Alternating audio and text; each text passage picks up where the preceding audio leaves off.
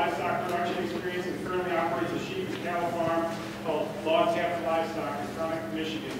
He has a veterinary and animal husbandry degree from MSU, teaches low-stress cattle livestock handling, and still learns daily that good stock handling is a win-win-win situation. He hopes that you will leave the session knowing why low-stress handling is critical, why it works, and how you can practice it. And I can also tell you that one of the neatest things about Dr. Bartlett is his signature on his email, and it says something like, "We are very sophisticated creatures, but we owe our entire existence to the fact we have 6 inches of topsoil and rain once in a while." So with that humbleness, that's how he approaches cattle, and he was a country when country wasn't cool. So he's been doing it a long time, and we're really excited to have Dr. Bartlett. Thank you, man.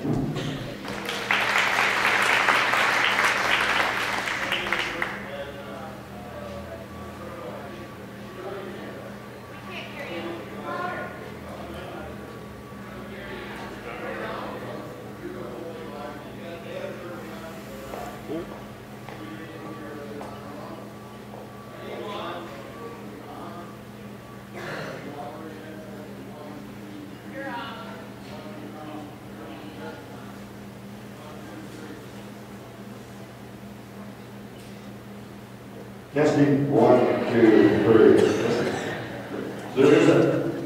You learn something every day. There's on in the middle when a red light comes on, and then there's now we're really on. So we're in between there. So I'm going to just keep talking and get started. And you guys tell the guy in back whether you want me up or down for volume, okay?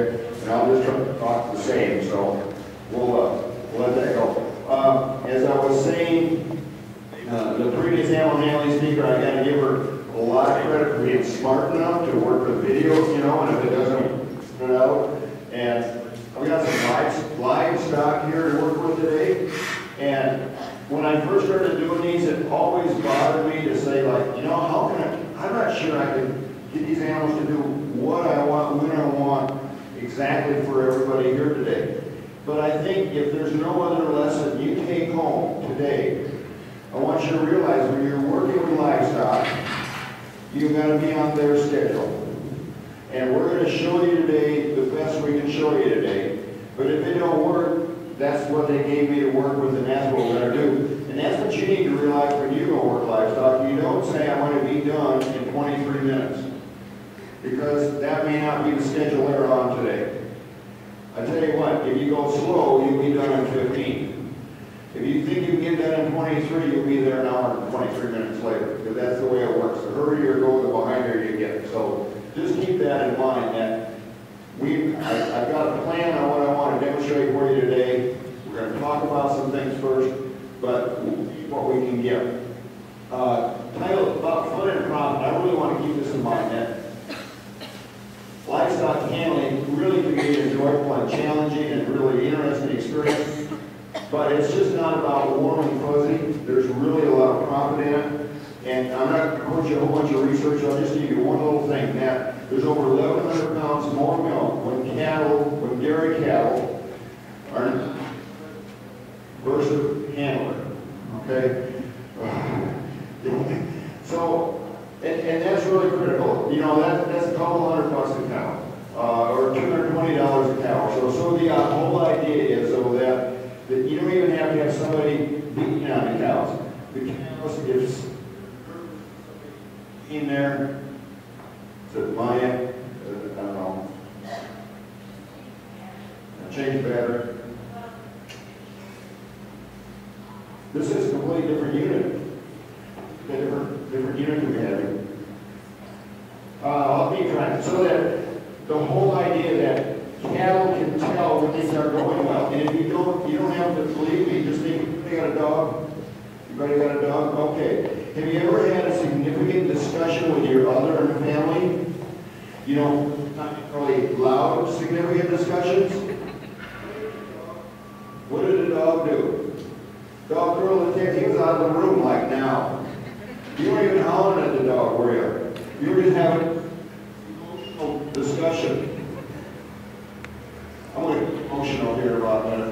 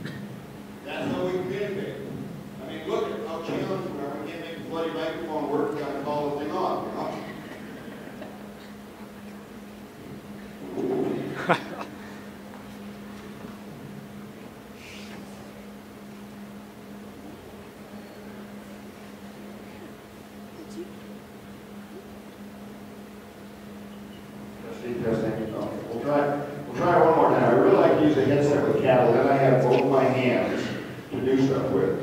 And I know you're supposed to work cattle with your hands in your pockets, but I'm telling you, sometimes you need your hands, okay? Especially when you're a little guy like me, you need to get big. So, I told you we're handicapped because we talk, you know, and we're really not aware of how important verbal communication is. Again, when you come home, and I bet you most of you can tell when you walk in the house, whether you've got, you know, the supper, there's a problem or not. You know, you just walk in the house, nothing has to be said, and it's like, okay, things aren't going good there, are they? You know, I mean, you know, nothing has to be said. So we are actually aware of nonverbal communication, but we don't use it. You know, we just literally got to get in people's face. We got to do the drill sergeant thing and really, you know, really mash on people and get them to think, to pay attention to us. When really nonverbal communication is just as strong as we know. Anybody ever thought about online classes? Some of you kids must take online classes. Talking heads, how exciting are those? Okay? That's if we missed out on half the conversation. You know, just the bucket. So critical. So, as humans, we are not very good observers. That dog and these cattle are much better observers than we are. We need to appreciate it. Okay? So those are some of the things that are really critical. So we've been doing it wrong all these years. I don't like to think we've been doing it wrong, you know, because we learn over time. We actually do pick up on things over time. But we've got people like Temple Grandin, Bert Smith, and Bud Williams. You know Temple? How many know Bert Smith? No? How about Bud? You know, a couple there. All right. Bert Smith is an animal science professor retired from Hawaii. He went to Bud Williams' class and said, "Bud, why is his work?" Bud said, "I don't know." So Bert sat down and cleared it all up. And we're going to talk about why it works, which is really critical that you understand why, because every situation when you get home is going to be different than what you saw here today. So you need to know why. And Bert Smith put sense to what Bud Williams taught us. Bud taught us the idea that we can ask God. Temple Grandin, as we know, has been the leader in changing facilities and this whole concept of how we treat cattle. She's really been a significant person in her industry. And anytime you think one person can't make a difference, I want you to think of Temple Grandin. She has made a huge difference in the cattle industry, all by herself, and she's still not a professor there. Say that? Why does most of animal handling work? Animals do what they do because of anatomy, instinct, and experience, okay? Anatomy, vision. Margaret says vision is one of the most important things, and they put their alternate heads in the holes, and you can't see any of their eyes, but they're on the side of the head, right? They can see clear around 300 degrees. They can see a lot, but they see most of it with only one eye. Therefore, they do not have very good depth perception. We need, these old guys to see it. Anybody deer hunts in here? Got a few people. Anybody use deer tree lines? You get up, and that's because as people, we have 140 degrees of vertical vision. Cattle have about 60 degrees, and deer. So you just don't see you the hunter sitting up in that tree. And if you're, if you're a gazelle on this African Serengeti, you really don't need to worry about stuff up in the tree, okay? You just need to worry about all around you. You need to see it around you. If you see something behind you, and it moves, does it make any difference whether it's a lion or a leopard? No. You just need to see it so you can move and you can run. You don't need to see it that well. So that's the whole idea of why and built with this vision, like this little heifer here looking at me. She's got eye on the side of her head. When she wants to see me real good, she'll look at me. All right? They don't have good version up and down. Hearing.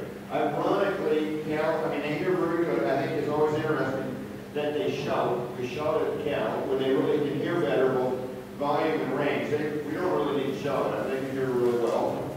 As compared to some of those old guys that are on equipment too long, which you don't hear very well. You hear very well. But one of you say something, I can probably say it's the person up there in the corner. Because I believe in 5 degrees as a human, I can pinpoint where that sound came from.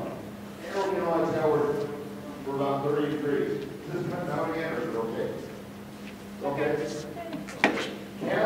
Cattle can only identify within 30 degrees where that sound comes from. If anybody has been around, especially a cow-calf operation, you'll have one corner of the building or the barn and a calf over here, and they'll bell at each other, and they'll do that for 15 minutes. They can't find each other. Holy.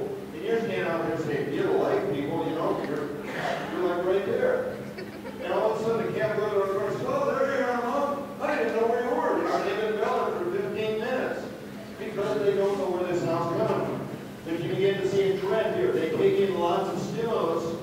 They don't do it very well. They can't sort it out. They see a lot, they don't know exactly what it was, etc. We talk about smell. I think the three senses I think are really worried about is smell. And the main smell to think about is that, see if that helps. The main smell thing I think about is we worry about, oh, we dehorn those cattle on that chute, the blood's going to scare them. It's going to panic from that. And it's not the smell of blood that makes animals nervous. It's when you got 4 or 5 animals up here, and that one gets nervous and bellers and starts sweating. These back here can smell it. It's like, you know, if I didn't have another right guard on, you'd say, boy, that guy, he's pretty nervous down there. I can tell, you know, he's sweating like all get out. So that's what cattle are picking up. You know, they pay attention to what's going on to these other animals because that's the way they're built. Anatomy is their vision, their hearing, and even their smelling. They pick up a lot of stimulus. They don't know exactly what it means, but they're geared to pick up a lot of stimulus. Instinct, they're prey and I'm a predator. They know I'm going to eat them. How do they know that? How do they know I'm going to eat them? Because I got these little round eyeballs. You put another horse in here and ain't going to worry about it. You put a border collie in here, what are they going to do? They're going to stare at that dog. He stared back at them. That border collie, this eye thing is really critical. Anybody around dogs, they talk about that dog's got a strong eye. You know, he can move mountains just by looking at it. But that dog's got a good eye, so he really focuses in on it. Think also, if you're a cheetah jumping at the gazelle at 70 miles an hour, 60 miles an hour, or whatever, you need your depth perception. Okay, you need the eyes on the head. The gazelle, he just needs to know there's motion. So they can really tell the difference. They know we're prey animals, and hopefully they respect us. Now, when you get into dairy calves that have been raised individually and never been around cattle, where you get some cattle that have been handled so much, they kind of lose all their flight tone. But if they've been raised by their mothers, they pretty much know their cattle or had a chance to be raised with cattle. And that's really critical because then you have this flight tone. Some of the dangerous animals, most pain-in-the-neck animals are those that are bottle raised because they got no respect. Okay? And we can talk just for a second too between bulls and cows. Remember that because it's really critical. Their safety in numbers, they want to be together, they want to follow each other, they like light versus dark, they like to go to a light place. Be easier, if we're going to run cattle in the chute, I'd like to have that thing. You know, if this is a real life situation, I'd open the door so it looks like they can get away out there, okay? And they're really on a fleet versus danger system, okay? Remember that deer I told you about? Anyway, the deer hunts, in fact, the guy who hunts on my place, he got a 7-point on open and easy. He said he come peeling over the hill, he stopped, he saw me in my blind, and he took off. He said he got to the edge of the field, he stopped and he turned. Okay, which is very typical. You know, I saw something, I didn't like it, I ran what I thought was the same distance away, and then that will turn and look to see you with both eyes. That's your chance, huh? Just before they disappear into the woods. You got a little window there if you don't blow it, all right? So that's very natural. Think about this flight instinct too. You know, our animals flighting. Going back to my gazelle in Africa.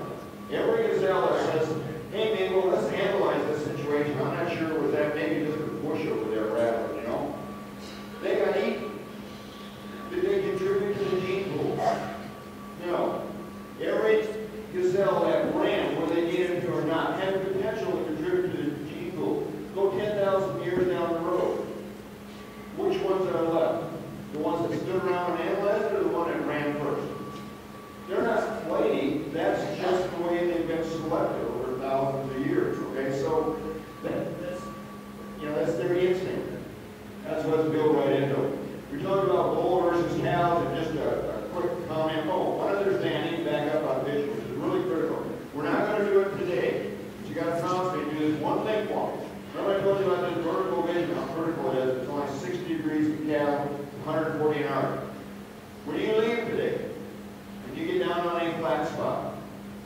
Not coming down the stairs. I want you to put your hands underneath your eyes, like this. Try it. Put your hands underneath your eyes. Okay. Now think about walking downstairs. Okay?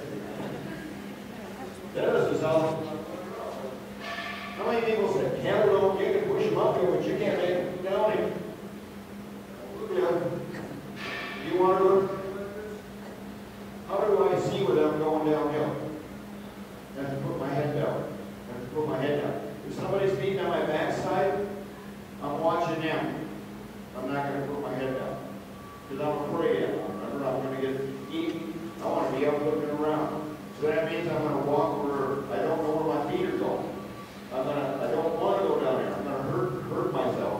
And earlier speakers in one of his other lives talked about how, poor handling increases the percentage of lameness, because anybody that's walked a herd cattle through, that are let herd cattle walk through a muddy place knows you get that corduroy effect. I mean, they put their feet in exactly the same place. If animals can walk, they'll put their feet in exactly the same place. A whole herd of them, 100 of them. You can name 2 cows that are running through a puddle of mud, and it's just a swamp. I mean, you run through there where they can't get their heads down and see where they're going. And that's the other reason they like to follow in that, because if the first one goes through, all I got to do is watch the one in front of me. I don't even have to put my head down.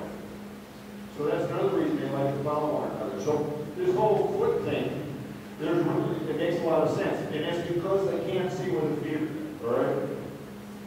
Both verses. Both verses. Cow. Hello and over. Cows will protect an area. They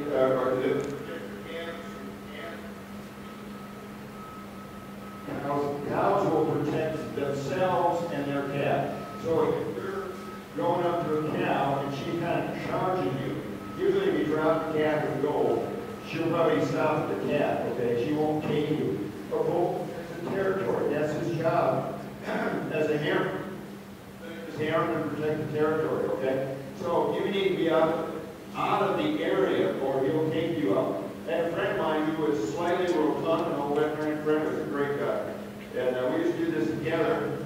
And he was telling me, he said, the only time I really got kind of hurt by a bull a little bit was, he said, I was working in a pen doing something. And he said, yeah, bull told me 2 or 3 times he didn't want me there. He said, but I just wasn't listening.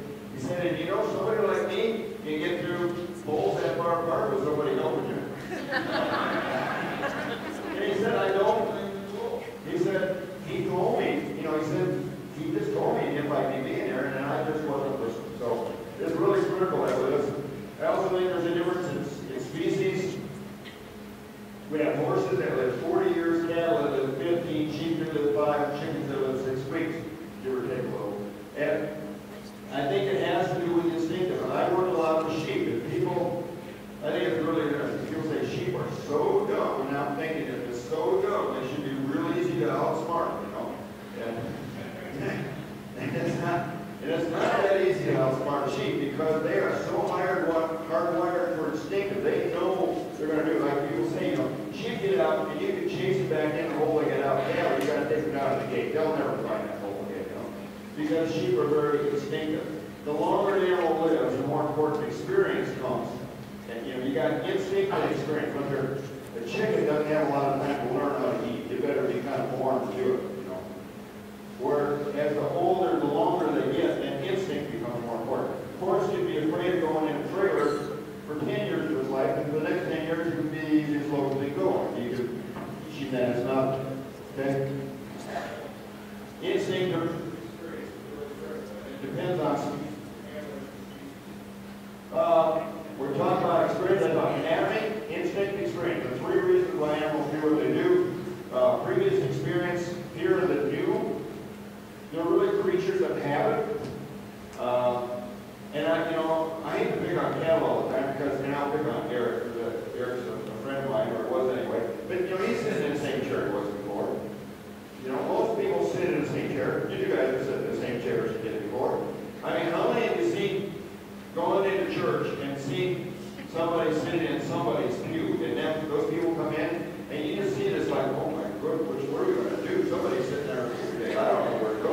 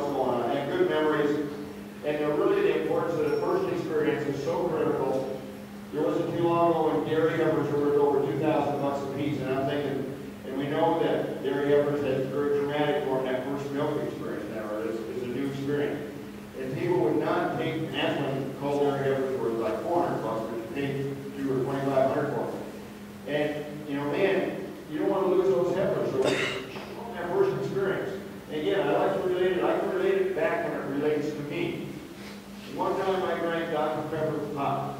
I don't like it. I haven't drank it since.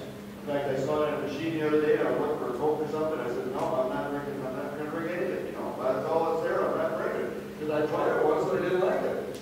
That's good enough. And I mean, every one of you can think of one thing you did one time, you didn't like it, and you haven't done it since. So that's how critical first experience is. So when we want, Dr. Rowland, I believe, talked about baboons that you could give you a blood sample and then give them a treat, you know. The first experience with the people was positive. Then they petted the animal. Then they pinched the animal. Okay, then they got the treat. Then they pinched it real hard, got the treat. Pretty soon they got a blood sample, get the treat. You know, because the first experience was good. The first experience is you're going to get, we're going to hold you down and poke you, hell, man. Probably you're not going to ever have it again, okay?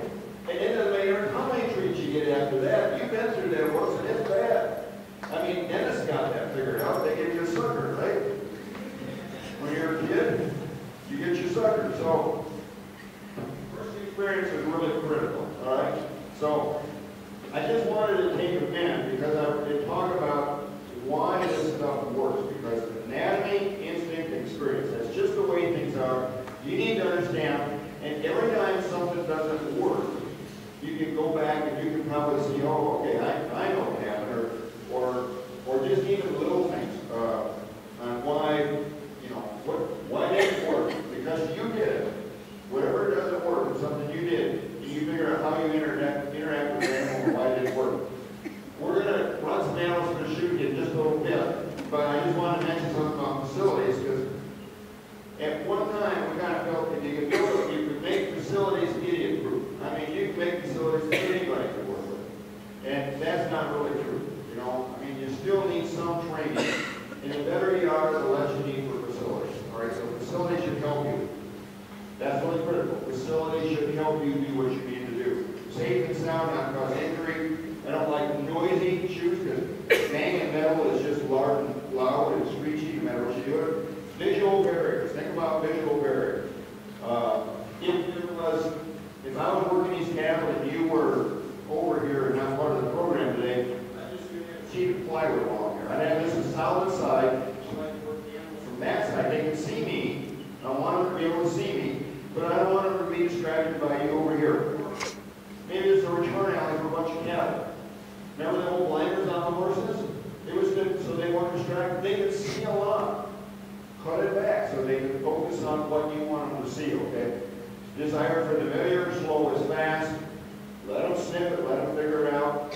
Again, these cattle are really used to doing stuff, and they already blew one thing I wanted to show you. I wanted to walk it down, and usually I'm surprised they walk right on that cement. From the ground corn cows to the cement, oh, these guys are used to everything, you know. But we try to, on our farm, we have to cross the paved road. And, you know, you just got to say, okay, got my patience bills, I took them, and we walked them up to the edge of the road, and you won't be kept somebody from last year that says, oh yeah, I know where we're going, because if you got all new ones from this year, they're going to stand there and sniff it, and try to go that way up the road, and that way up the road. They won't go across the road, man, because that's different stuff. We walk on that stuff, you know. By fall, no big deal, we're used to it now, so different is really critical. Lighting, a lot of times, look at lighting. If one of the things that is really tricky or really an important principle, and I preach and I practice, which ends up being kind of a challenge sometimes, but if it's not working, stop and check it out. I had a dear friend one time, great cattle producer in the UP. I had uttermost respect for him, but one thing he said one time stuck in my head. He said, you know, on this handling, he said, we never, for 20 years, we never get one to go around that corner. Okay, they've got to figure it out in 20 years. I don't think they're going to, you know. So maybe we need to look at the corner. Maybe the problem's in the corner, not the cattle. So you need to look at where it's at. And this is not just kind of warm and fuzzy stuff. I would look at a set of cattle. And the way I sell cattle is I weigh the truck, put it up the cattle, we weigh the truck, I get paid on what's on the truck. Every cow pie in my barn is not on the truck. What's a cow pie weigh? 700 800 pounds steer, 8 pounds. $7, $8 a piece, 50 head, that's $400 worth of cow pies. That could be in my barn. It could be. Okay? So this is not just some theory, right? This is like real money here. Some of us anyway. So I'm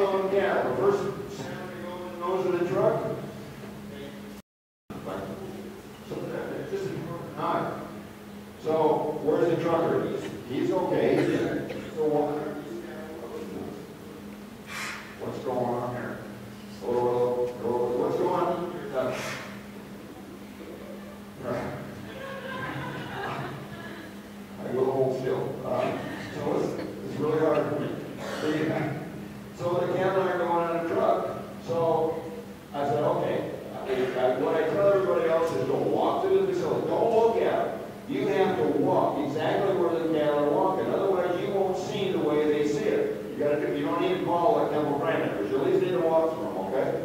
And when I got up there, it just happened to be that morning, just right, there was a shadow coming through the window. And it was a bar, like a shadow across that. You swear there was a bar across that gate right there. So I did a high-tech quick fix. I took a fuel cord, a piece of cardboard, and shoved it over the window, and I ordered the rest of the cat. So it probably made me $200 walking down that chute saying, oh, I got a shadow here that makes it look like there's something across the chute. And I put the cardboard over the window, and the cattle loaded like nothing. They didn't get excited, I didn't get excited, everybody was happy, all right? Nowadays, they can work for you. If they're not working for you, stop and figure out why, all right? So, why does that work? Anatomy, instinct, experience. Facility should help you. The other thing you need to know why, and it's really, this part is really simple. There's only two things you need to know. As Margaret said, there's a flight zone. You know, that's where I'm just close enough that you want to move. Oh, this is a seat. Lay a seat. Fight a seat. Did you guys know each other? Okay, now we got a seat, right? We all have our personal space. It's just the way, it's, you know, as creatures we are. We like to have our personal space. And they have their personal space. So if you get just close enough to the personal space, and I've done this when I teach this at a classroom, I'll walk over to the person in the front table and I'll just kind of stand there and keep talking. I'll tell you what, 30 seconds, they'll slide their chair back, you know. I need more radar, but anyway, they'll slide their chair back, you know, and I'm in their personal space. That's what we want to do. We don't want to be drill sergeant. We don't want to holler at them.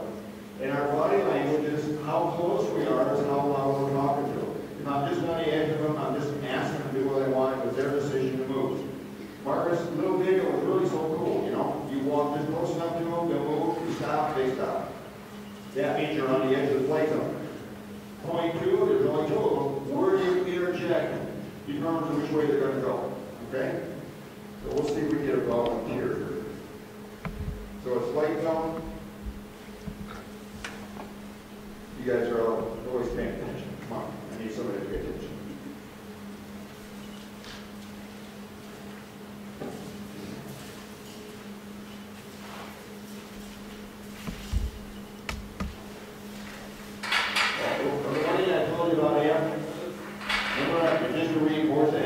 Together, we stress there, just that first little one, even as keen as these guys are.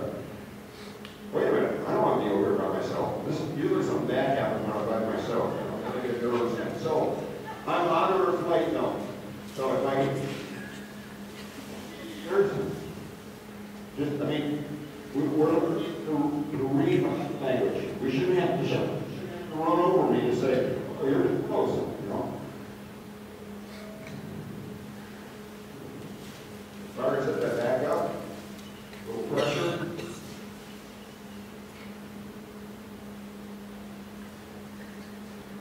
Move a foot. Overhead. 1 foot.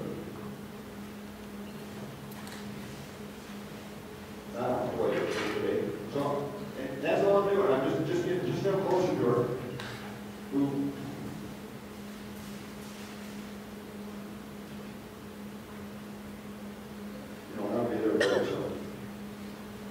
Into a flight zone. Did she want to go back to the other? Go back. That's all you need. I think one of the hardest things to do when you're doing that, working with the animals, man, is to try to do as little as you can. It's real easy to, think you got to do a lot like a cut pump. Do very little. And it really takes very little pressure to do it. Hey, this is a real good one too. Just where are their heads? Oh, in the corner, right? Anybody ever had that happen before when you're over livestock? I see one person admit to it. Okay. If you were a prey animal and I was going to eat you, which end would you expose to me? You know, your neck, yeah. Just go ahead and bite me right here, or would you put the other end? All right. So it's just pretty natural what they're doing. They all put their heads in the corner, so they already don't like this game because it was okay when they ignored us, but now he's actually going to do something.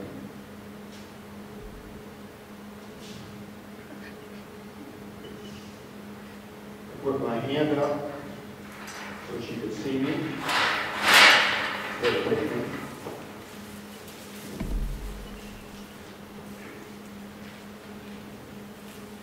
But the other thing about when I'm trying to get into the flight zone, and you've all done this, you know, turtle cap, you get down and small, you're less threatening.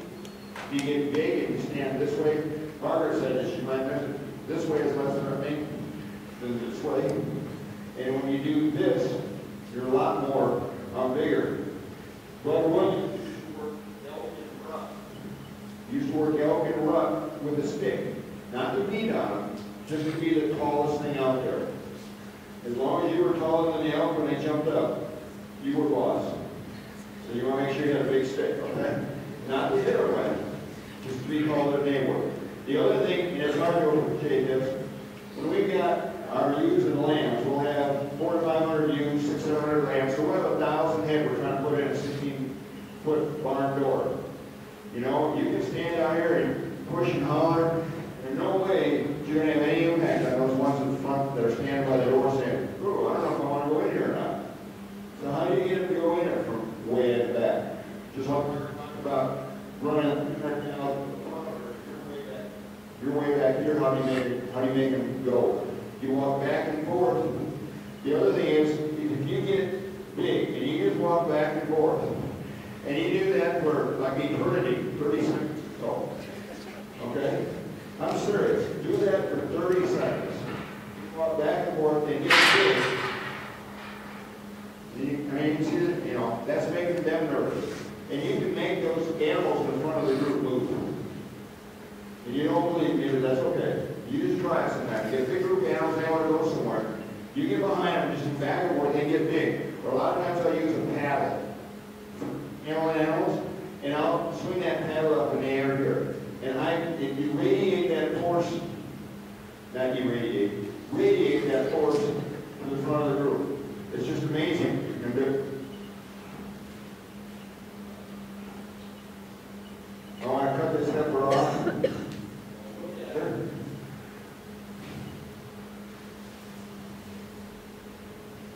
The feet follow the head.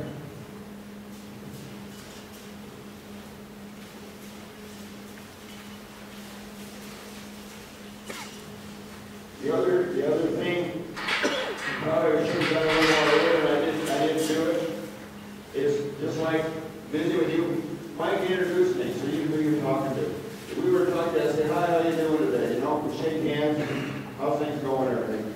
You know, I haven't done that with these heifers. I really, that's probably what I should have done. They weren't all anything. Just talk to them a little bit, walk them back. Well, I wasn't going to eat them. Come on, heifer, I want you. Don't ever behave with me. So I walk behind this heifer. Here's a zigzag.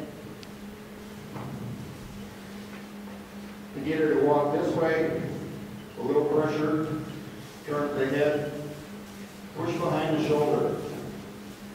If I want to walk her through, get head into the arena here. I got to get the feet follow the head. So the first thing I got to get the head going that way. And you treat a group the same as you do one. So we've got the back one's got our head the right way, a little pressure on them. Walk up alongside of them. Then stop, I walk into them. If they were trailed out, and just walk this way, rather than trying to walk behind them, I want to walk on the side of them. How about, let's have walk up to a chute.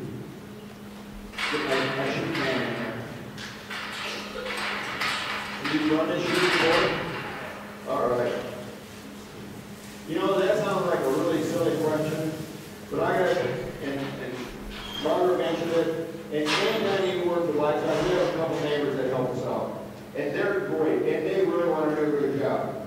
And I don't know how many years, we never bothered to tell them what we wanted them to do or how to do it right. You go push tab over here, okay. I don't know what I'm supposed to do, but I'll do it, you know. Just taking a few minutes to train. Just ask the guy, do you know how to run this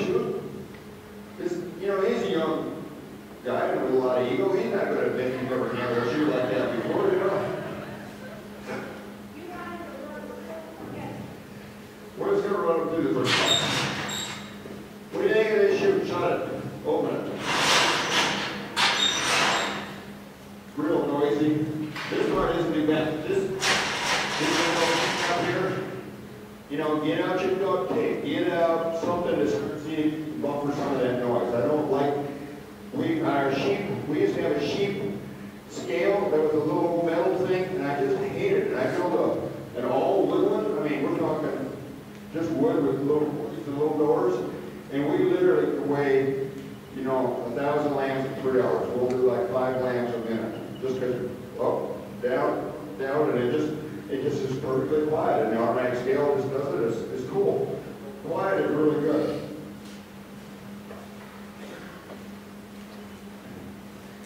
Put the animals in.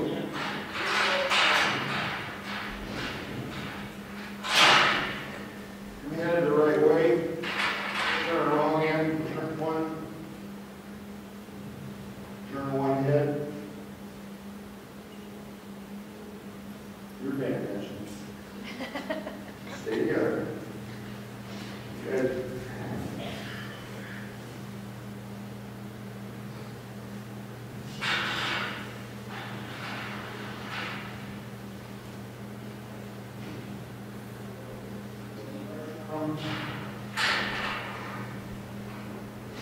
Leader, they haven't been over.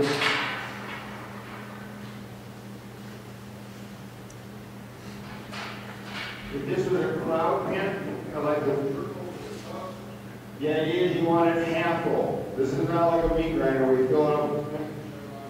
The other thing people tend to do is they get back and they shove it and they stay back here and try to feed the animals into it.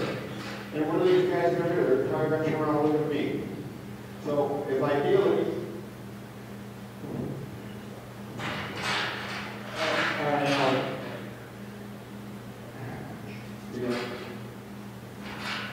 be a leader for me?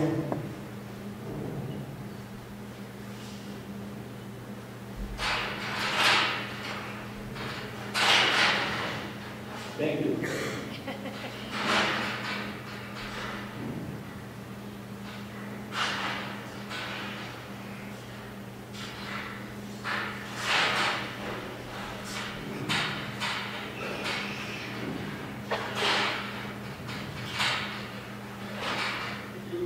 Just going to walk them through this time. So when I get a little pressure on here, I want you to walk up and put a little pressure behind her front shoulder. So she would walk away from you. So walk into her. Okay. And then turn right. If she moves, then turn right.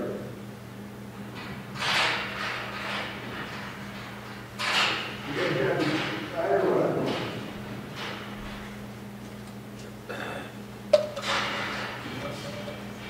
Come on, guys. Okay, go out and put some pressure. Okay, go to the first one. Walk into it and turn around. 15 kicks. Punch me. Okay. There you go. Great. Walk. There you go. And if you need to go back, well, do it again. Okay. This is kind of what Rhonda showed you. You put pressure out and walk against it. See how that works? All right, let's do it again. Somebody needs to practice. You go ahead and run and walk the numbers over there.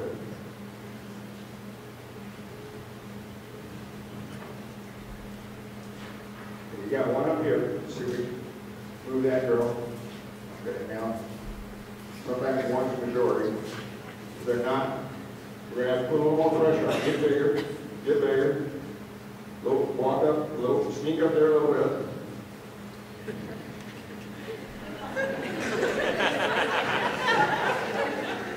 So is it coffee time or what? What?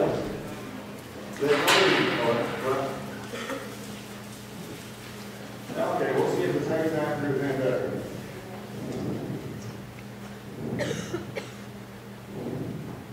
So these are some of the show heifers.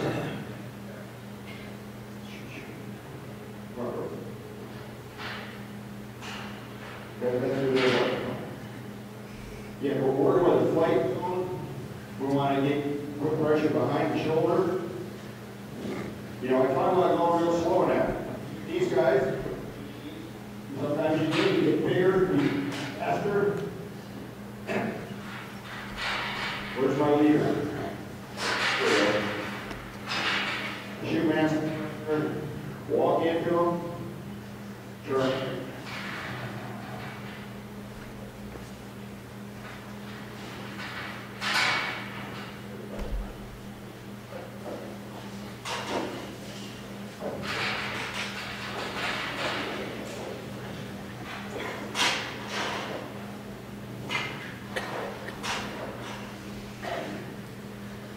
We can catch a hammer.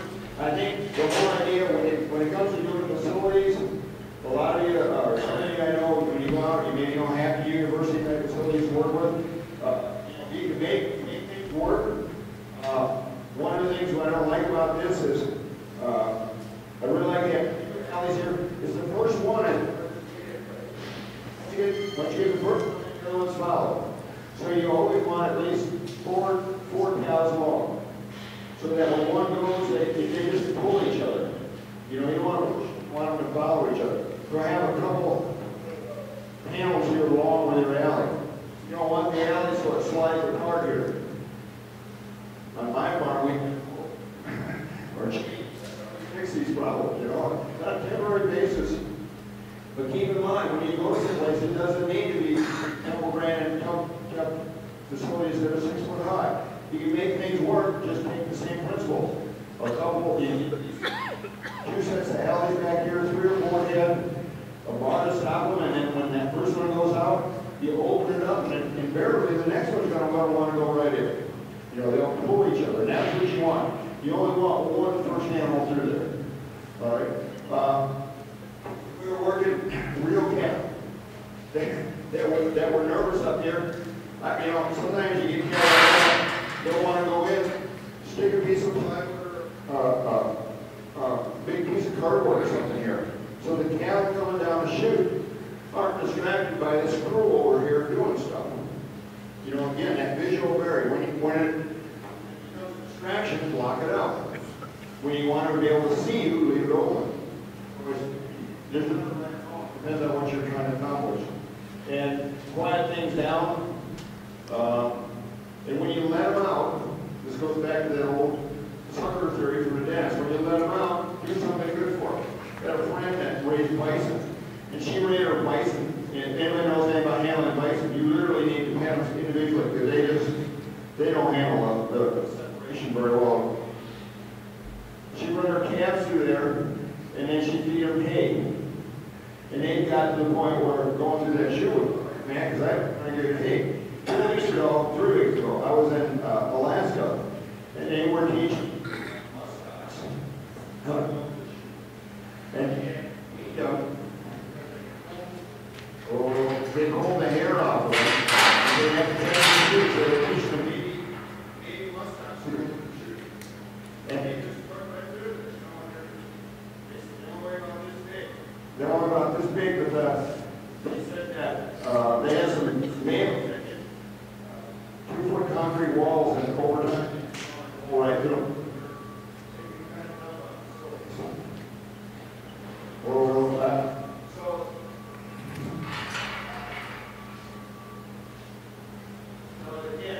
That reward system is something and it does pay off. I mean, handling is understand why. What you got to do from and where you need to be. You get behind it to go ahead, you get in front of it to churn. You just need to practice that and figure out what you're doing. Work for you. You know, don't let them cause you trouble. They should help you do it. They don't need to be real fancy. They just need to be functional. So we'll quit there, Lance. Thank you for the opportunity, and it's always interesting to see what you get up with. So thank you very much.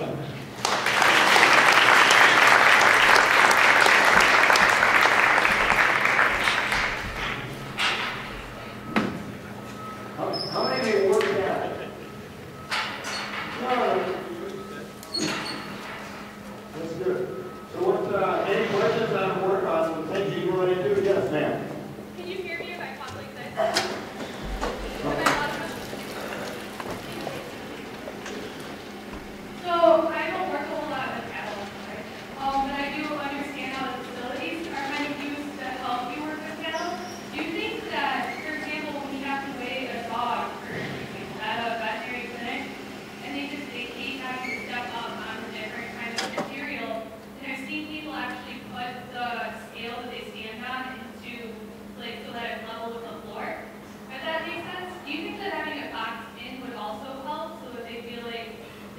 and then I stop at the end of the box? I probably, rather than worry about, I think about making sure, you know, we have this floor that's one kind of floor, and then the scale's like real slippery, you know, stainless steel in that, it looks completely different. And it wiggles, you know, if you can make it look the same, you can have a carpet you stuck on it, you know. I mean, or like whatever's like the floor, make it look the same, and then maybe just put your foot against it or whatever when the dog goes on it so it doesn't wiggle. Okay, that makes sense. You know, that way they feel secure. The other thing you might try is out in the waiting room, have a box that looks just like your scale, and have people say, hey, see, you know, here's some treats. The dog goes on the box. You know, and then they go, that fly across the floor. It's like not even chicken. Yeah, so have a little box out there in the waiting room, and they can see if they can figure out what's going on. And then so it's not a brand new, what am I trying to get into? It's brand new is where you run into.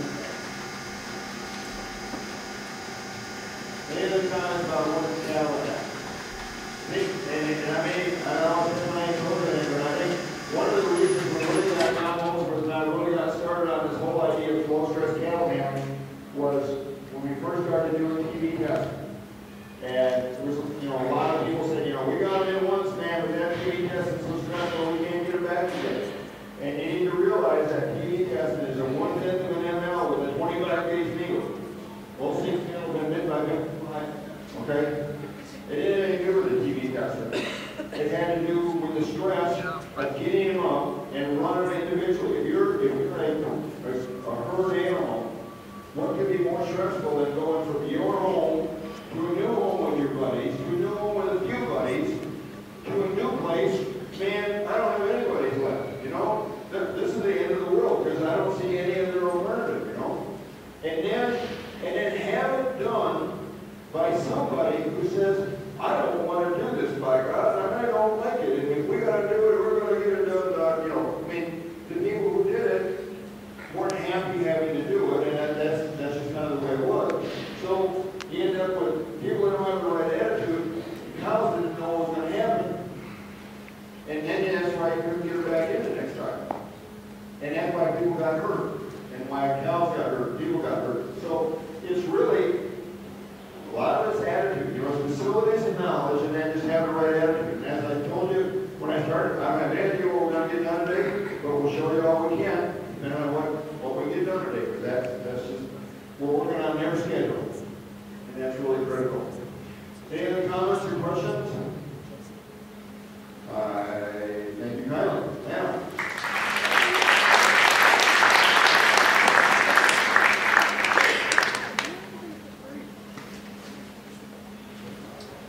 More up in front?